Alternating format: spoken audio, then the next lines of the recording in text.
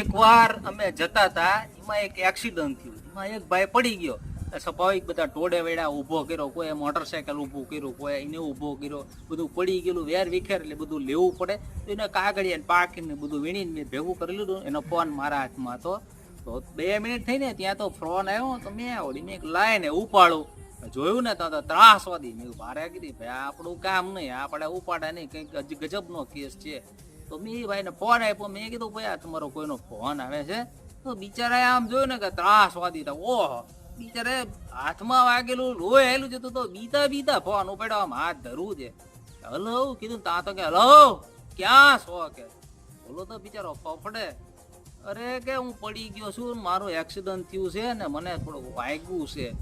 કારણ કે ઈ બધું તો ઠીક છે, પણ જોઈજો ઓલું ટિફિન નું આડું પડી જાય, નહીતર અંદર શાક છે એનો રસો ઢોળાય છે ને થેલી મેલી થાય મારે ધોવી